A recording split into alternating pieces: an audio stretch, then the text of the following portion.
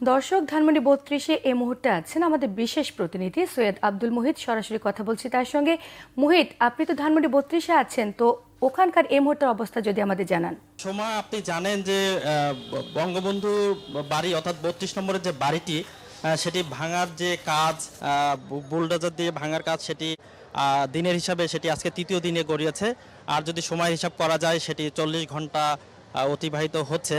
আপনি দেখতে পাচ্ছেন যে আমার পিছনে যে ৩২ নম্বরের যে বাড়িটি, মূল ভবন এটি, সেটি বুলডোজার নয়, আজকে কিছু মানুষ নিজস্ব উদ্যোগে সেটি ভাঙছে, এখনও ভাঙছে। আপনি দেখছেন যে মূল ভবনের এখনও প্রায় অর্ধেক অংশ এখনও অবশিষ্ট রয়েছে, সেটি ভাঙার কাজ চলছে।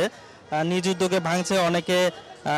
বাড়ি ভেঙে যে বাড়ির ভাঙা অংশ, ইট, সুরকি, বালু সেগুলো নিয়ে যাচ্ছে।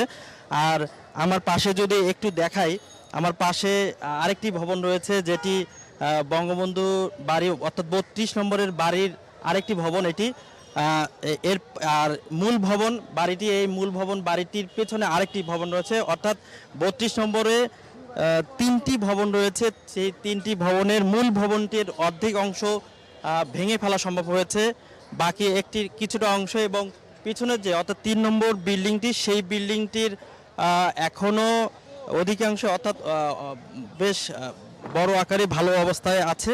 তো এগুলো ভাঙা চলছে, উৎসুক জনতা বেড়েছে, সময় যত গড়াচ্ছে মানুষ তত আসছে এই ভবন দেখার জন্য। আসলে কি হয়েছে, এখানে কি হচ্ছে, বুলডোজার দিয়ে আজকেও ভাঙা হচ্ছে কিনা, নানান প্রশ্ন মানুষের। তো এখন পর্যন্ত ভাঙছে, নিরাপত্তা বা আইন শৃঙ্খলা বাহিনীর এখানে কাউকে দেখা যাচ্ছে না। এখানে যে ভাঙার কাজটি চলছে, যে কোনো সময় একটি দুর্ঘটনা ঘটে যেতে পারে। সে কারণে অনেকে বলছেন যে যদি নিরাপত্তা বেষ্টনীর মাধ্যমে বাড়িটি রেখে ভাঙার কাজ করা যায় সেটি হয়তো অনেকের জন্য সুবিধা হবে।